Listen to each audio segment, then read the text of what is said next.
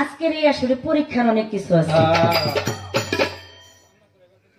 হ্যাঁ, কান্না করে বেতন আজকে নেওয়া যেত না।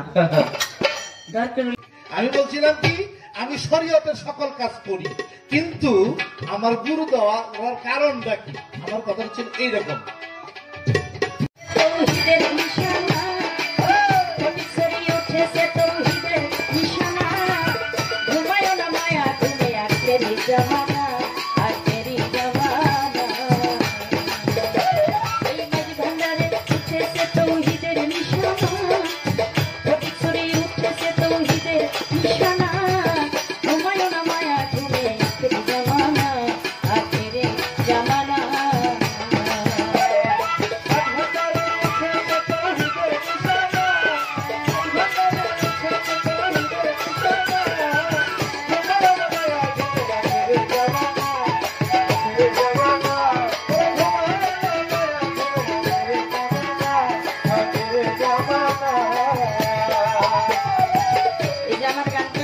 এটাও কিন্তু সহজ মানুষের পক্ষ থেকে, যদিও বাবাজানের গান।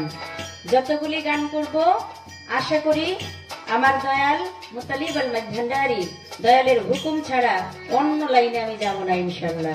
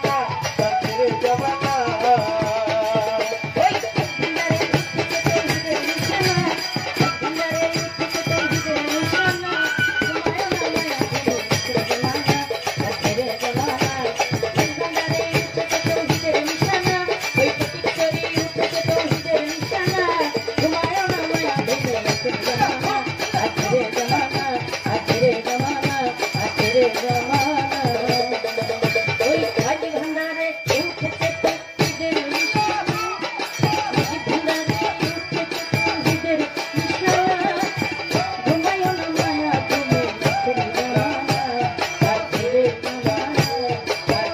জমানা আছে রে জমানা সবই ঠিক আছে তোমার সন্তানও হয়েছে হয়েছে না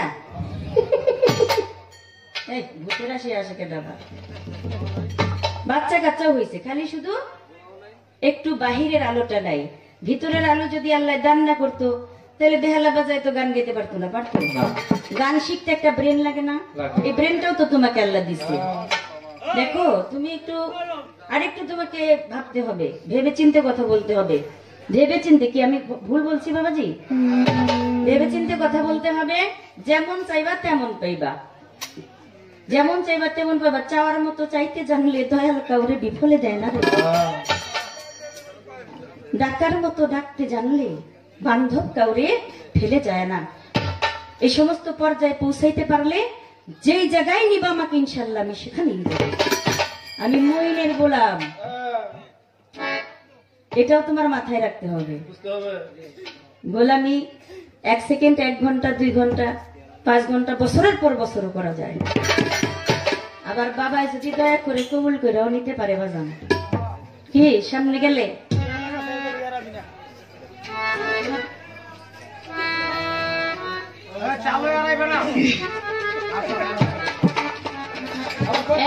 আজকে আর কেউ চা খাবে না আজকে গান খাবে তাই না বাবাজি চা খাওয়ার দরকার নেই যাই হোক এখন কথা হলো আমার যে গানটা সেই গানটা আমি যেহেতু রাত্র মোটামুটি আস্তে আস্তে হয়েই যাবে সময় কারোর জন্য অপেক্ষা করবে না বাবাজি তাই আমার এই গানটা রইলো এই গানটার উপরে গান করে এই গানটার ঊর্ধ্বের গান করে আমাকে প্রশ্ন করতে হবে গানটি ছিল রূপসাগরে ডুবলে পাবি তারে এটার উপরের গান গাইতে হইব তাইলে আবার দয়াল ওই জায়গায় যাইতে পারবো না হলে কিন্তু যাওয়া সম্ভব হবে না এই রূপসাগরে ডুবলে পাবি তারে এর মাঝখানের যে অন্তরাটা বাজান অত্যন্ত মূল্যবান গানের প্রত্যেকটা কথাই মূল্যবান কারণ আব্দুল হালিম বয়াতির নাম আপনারা শুনেছেন উনার গানও শুনেছেন এমন দর্শক এখানে আছেন আব্দুল হালিম বয়াতি এবার বিশ্ব সঙ্গীত দিবসে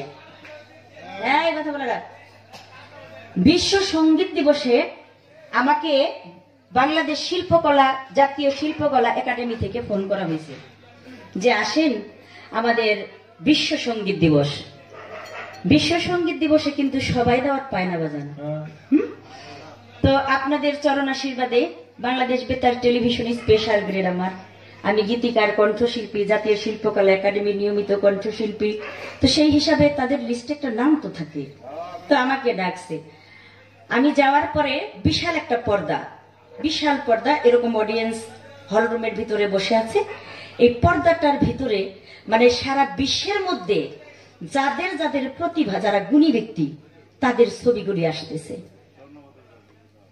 এর মধ্যে বাজান দেখতে দেখতে লক্ষ্য করে দেখতে দেখতে চায় দেখি সারিন্দাটা নিয়ে হালিম বয়াতি সাহেব বসা আমি চিন্তা করলাম যে এরপরে হয়তো আমাদের আরো যারা বাউলের আঙ্গিকে আছে তাদের আসতে পারে কিন্তু পরবর্তীতে আর কাউকে পেলাম না কিন্তু আমি ওনাকে বিশ্ব সঙ্গীত দিবসে সেই বিশ্বের মাঝে স্থান তিনি পেয়েছেন ওনার গানটা তালা মারা কলেমাতে চাবি রয় মুর্শিদের হাতে মুর্শিদি বিনে খুলবি কেমন করে তালা মারা কলেমা তো কলেমাই হ্যাঁ কলেমা তো কলেমাই কলেমার মধ্যে আবার তালা মারা থাকে কেমনে বাবা কোন কলেমা এটা কোন কলেমাকে বোঝানো হয়েছে চাবি মুর্শিদের হাতে ওই কলেমার চাবি কার হাতে মুর্শিদের হাতে দয়াল মুর্শিদের হাতে দয়াল মুতালিব আল মাইজ ভান্ডারীর হাতে তালা মারা কলেমাতে চাবি রয় মুর্শিদের হাতে এই এই কলেমা কোন কলেমা আপনার সাবুদ কলেমা আপনার মানব দেহ আপনার সাবুদ কলেমা আপনার এই বডি আপনার এই দেহটাই একটা কলেমা এই কলেমাটার চাবিটা মুর্শিদের হাতে রয়ে গেছে। এই কলেমা বাজান পড়লেও অনেক সময় পড়া হয় না, পড়লেও অনেক সময় পড়া হয় না।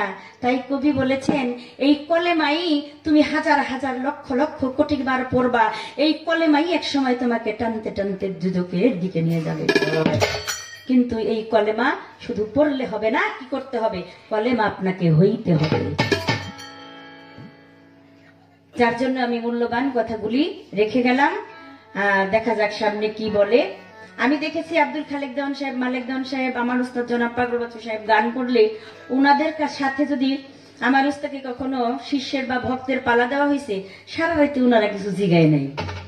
ওনাদের গান ওনারা গাইছে গুরু হইয়া, ভক্তের শিষ্যরে কিছু জিজ্ঞেস করে নাই।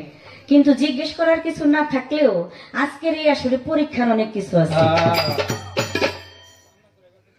হ্যাঁ, কান্না করে বেতন আজকে নেওয়া যাইতো না, দরকার হলে না না, যেহেতু ভক্ত শিষ্য হইলে হয়তো একটা ব্যবস্থা অন্যদিকে যাইতো, যেহেতু ভক্ত কিছু তো দিতেই হবে, তাই না? দেখি সামনের দিকে একটা আসর রাখি, একটা আসর বাদ রাখি, তাহলে আপনারা আবার বলবেন যে উনি তো সহজ মানুষ হইয়া দেখা যায় যে ভক্তের পর্যায়ে আবার তারেও একটা ভারী কিছু রেখা গেল। এটা আমি রাখবো না, সামনের দিকে দেখা যাক সে কি বলতে চায়, বলুক আগে।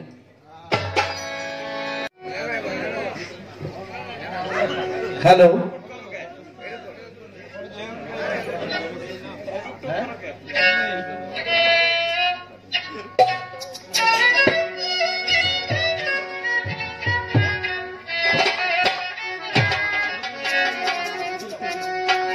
আমার গুরুজি আসলে সুন্দর কথা বলছেন। বাইরা একটু আপনারা নীরবতা পালন করবেন। আর ওনা যদি আমরা যাই কিছু বলে আমি ব্যথা পাবো না, কিন্তু একটা যে ময়মন সিং এর যে উল্লেখটা করলো, আমি এইটার কথাই কি, ওনা একজন জ্ঞানী মানুষ হয়ে যদি এরকম স্বজন প্রীতি কথা বলে, তার এই আমার কিছু বলবো না, আমার গুরু তো আমি ওনাকে তাজিম করব। আমার যদি এরকম কিছু বলে আর কি, আমার মতো লোকের যদি ব্যথা পাই, ওনার কিছু আসে যায় না, ভাবে বোঝা যায়। তা আমার গুরু কি মনে হয়, নিজের বুঝেই বুঝে না ভক্তের বুঝেই বুঝে, আমি এইটাই বুঝতে পারলাম না। আমার গানটা ছিল কি, আমি এই ওই চরণের দাসের যোগ্য নই। এটা আমার আজিজি, আমার গুরুকে যে গুরু গো, আমি তোমার দাসের যোগ্য নই। আমি যে যোগ্য নই, আমি কিভাবে যোগ্য হব, এই কথাটা আমি রাখছিলাম। গেল একটা। আর পরে দেয়া যে গানটা গাইছি, এটা আমার গান না, এটা আমি স্বীকার করব যে এই 14 ভুবনে আমার মুর্শিদ মৌলানা, এই কথাটা তো আমি আমার গুরুর প্রশংসা করছি। দেখলে ছবি পাগল হবি, ঘরে রইতে পারবেন, এটা আমি কইছি না, আমার বাবার কথা বলি নাই যে আমার বাপের দেখলে, আমার দয়ালের কথাই বলছি, দেখলে ছবি পাগল হবি। হ্যাঁ, তাহলে আমার গুরু আসলে শক্ত, এই ভক্তর একটু জাগরায় জুগরায় দেখে আর কি।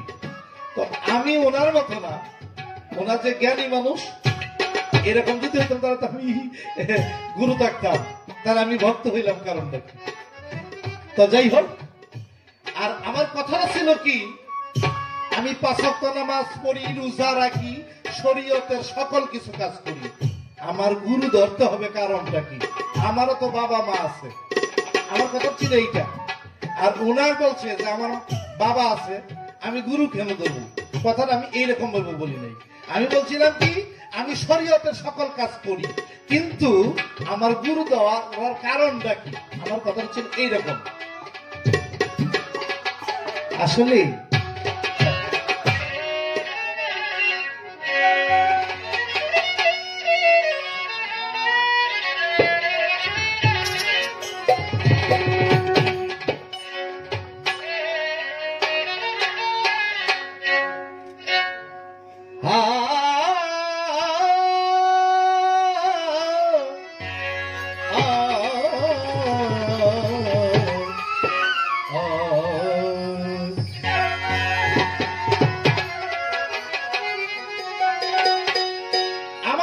আমাকে যতই ব্যথা দেব না কেন আমি কথা বললেই যাবো, কিন্তু আমাকে কিভাবে মানুষ করবে ওনার দায়িত্ব, এটা আমার দায়িত্ব নয়।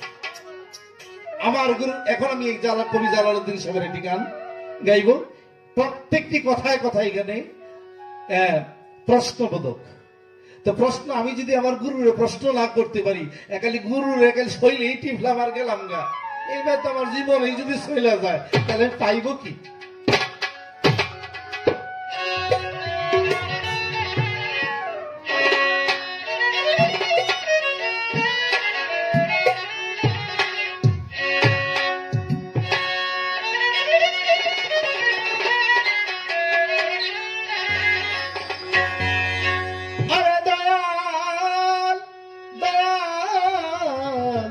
দয়াল রে দয়াল রে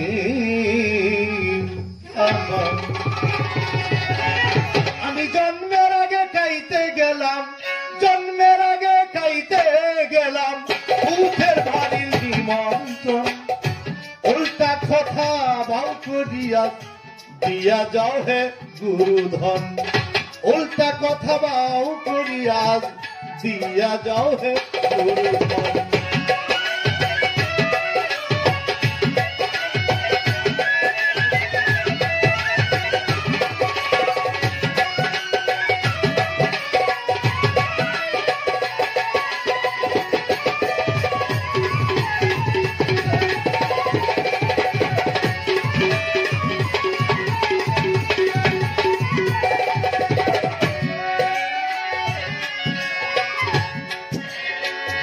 যারে দিয়া দুনিয়া আলো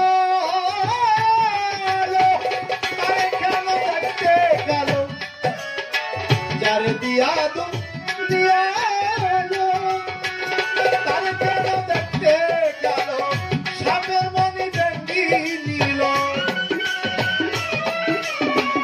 সাপের মনি ভেঙ্গি নিল, ময়ূর পলায় কি কারণ, উল্টা কথা বাউ করিয়া দিয়া যান হে গুরুধন।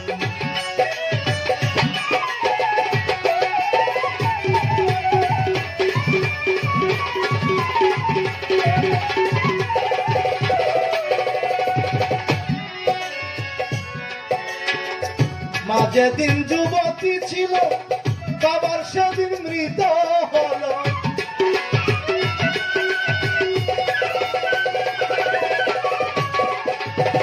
মা যেদিন যুবতী ছিল বাবার সেদিন মৃত হলো, আগেই ছেলে জন্ম নিল, আগেই ছেলে জন্ম নিল, পাই না কথার উল্টা কথা বাউ করিয়া দিয়া যান হে গুরুধন।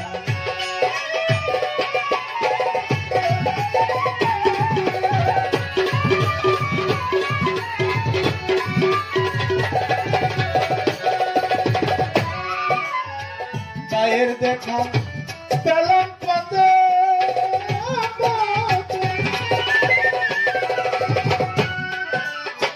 বগনি গেল উঠে রোতে, মায়ের দেখা পেলাম পথে,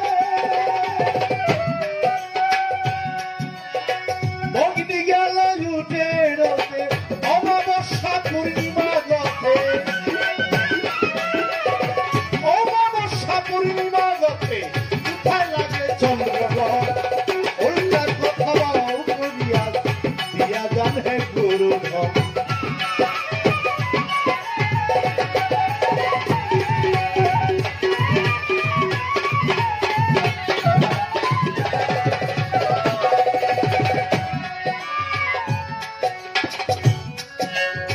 শালের সিং সাপের পা,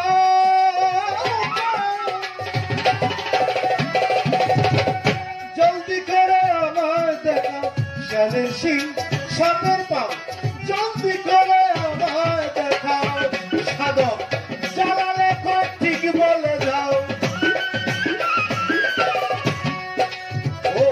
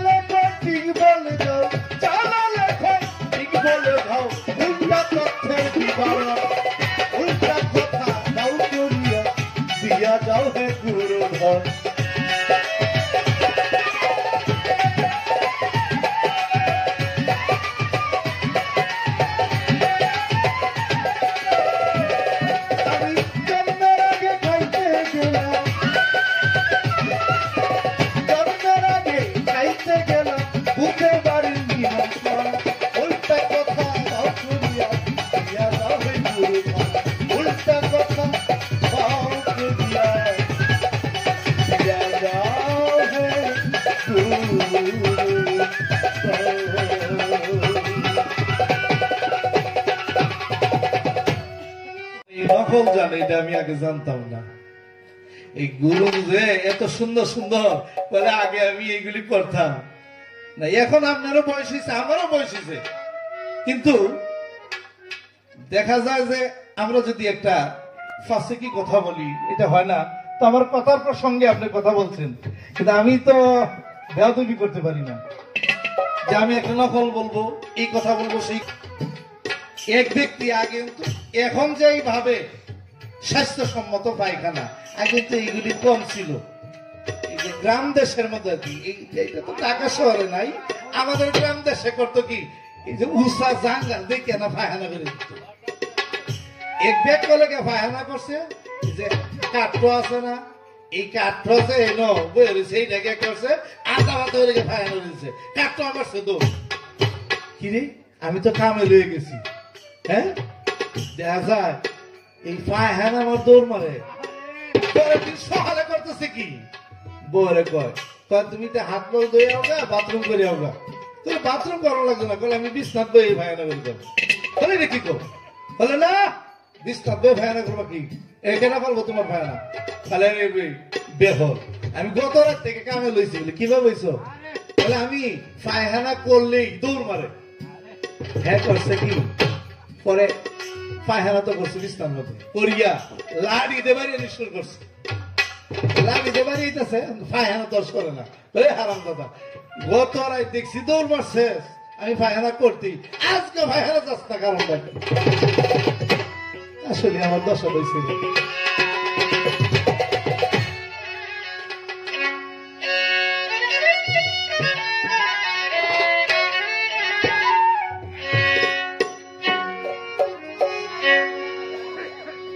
কয়টা বাজে?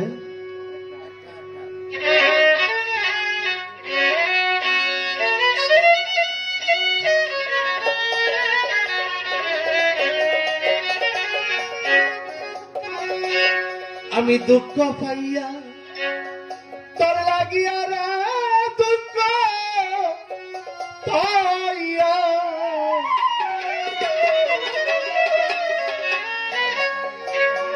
দুঃখ পাইয়া বুগবা সাই নয়ন জলে, সরল মনে সরল মনে এতই দুঃখ দিলে।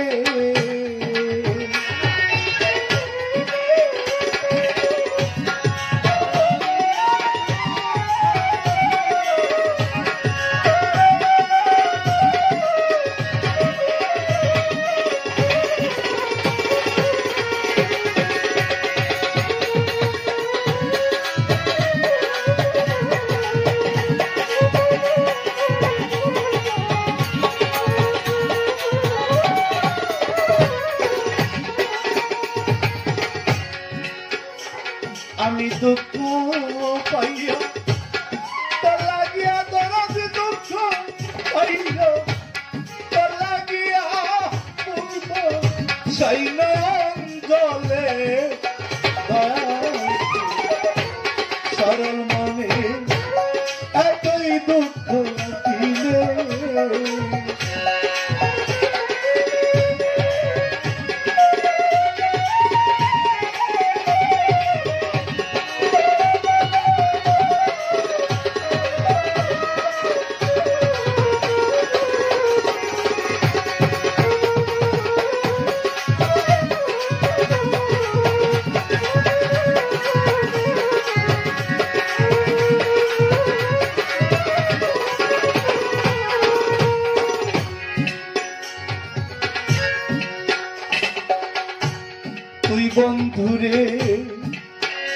সহে না সহে না জ্বালা।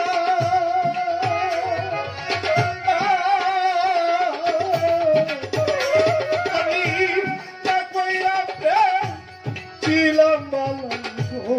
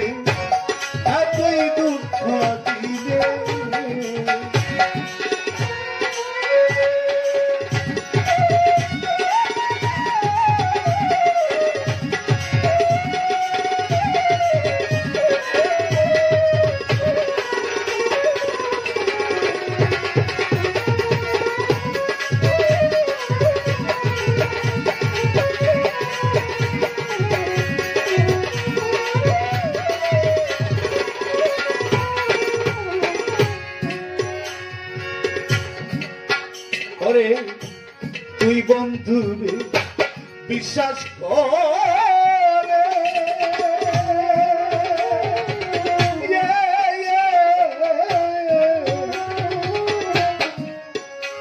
আমি সব দিয়েছি নদীর জলে গো।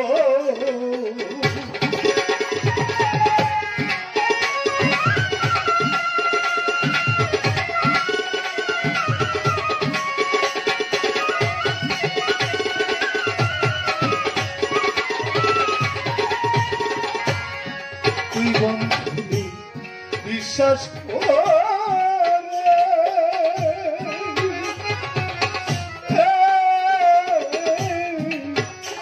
আমি সব নদীর জলে হাতে ধরে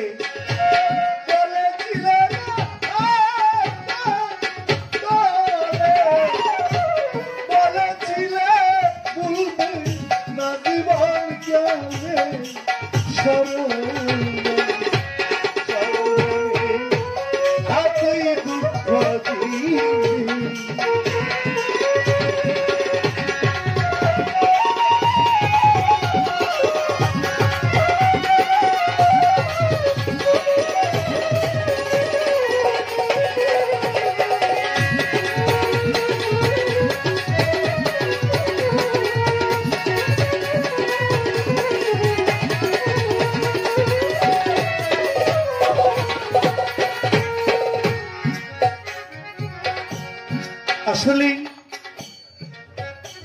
আমার গুরু যে কথাটা বলেছেন, অভাব না থাকলে কখনো গুরুর পায়রবি করে না, গুরুকে ধরে না।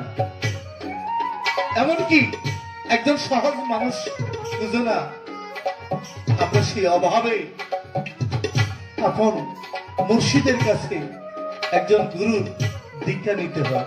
আমার গুরুকে যে কথাটা বলছেন সঠিক কথাই বলেছেন। আর এই গুরুর সাথে কথাটা হয়তো আমার না, কথার প্রসঙ্গে আসতেছে। দুধ আর চিনি মিশাইলে পৃথক করা যায় না, তেমনি ভাবে আপনার মুর্শিদের সঙ্গে প্রেম করতে হয়। আমার সেই গুরুদেব, আমার তো ভক্তি আসল নাই, তোমার মন রাখবো আর তোমাকে আমি তাজিম করবো, এমন আমার সেই সাধ্য নাই, আমি অসাধ্য।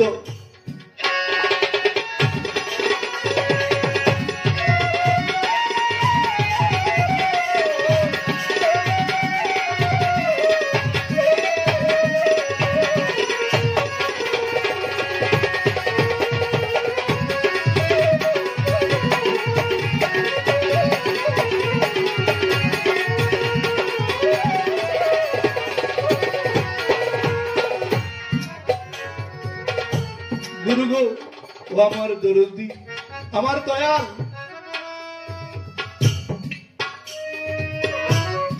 আমরা যাহা শুনতে পাই, দলিলে যা প্রমাণ পাই, এই মানব দেহে কোন কোন সময় পূর্ণিমা অথবা এই জায়গায় কি হয়,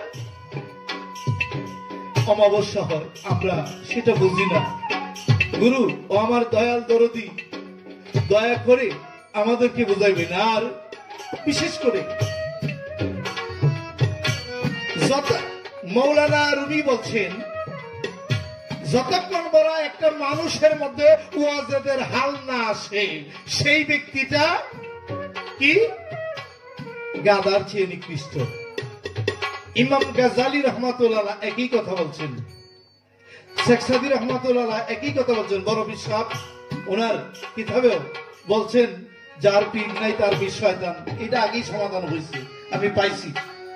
কিন্তু এই যে ওয়াজেদের হাল নিয়ে উক্তি করলেন, কথা বললেন যে যদি আরবের গাদার উপরে ওয়াজেদের হাল আসতে পারে, একটা মানুষের মধ্যে 18,000 মুখলুকাত শ্রেষ্ঠ জাতি আমরা, এই শ্রেষ্ঠ জাতির মধ্যে যদি ওয়াজেদের হাল না আসে, তাহলে কি হয়? ওয়াজেদের হাল যদি না আসে, তে গাধার চেয়ে নিকৃষ্ট। আমরা এই যে শ্রেষ্ঠ জাতি হইয়া কি করলাম? আমার গুরুর কাছে আমার এই জিজ্ঞাসা, ওয়াজেদের হাল কখন একটা ভক্তের হইতে পারে? কোন পর্যায়ে পৌঁছলে তার মধ্যে ওয়াজেদের হাল সৃষ্টি হয়? আমি দয়া করে আজের সহিত আমার গুরুর কাছে কাকুতি মিনতি করে বলবো, দয়া করে আমাকে একটু বোঝাই দিল।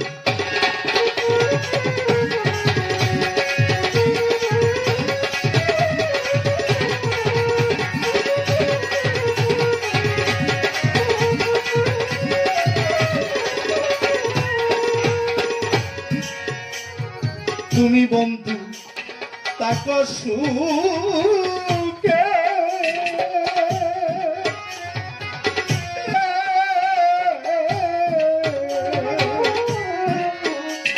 আমি মারি দেখো লোকে গো,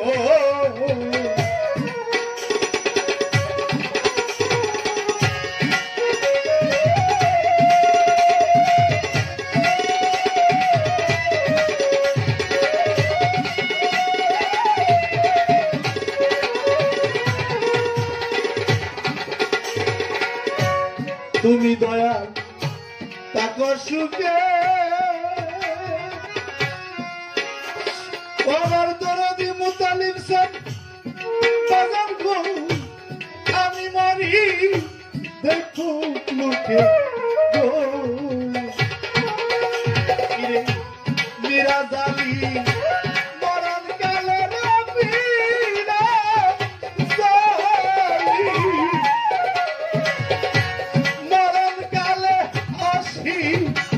সম্পদ পাইবে শরণ মনে এতই দুঃখ দিবে।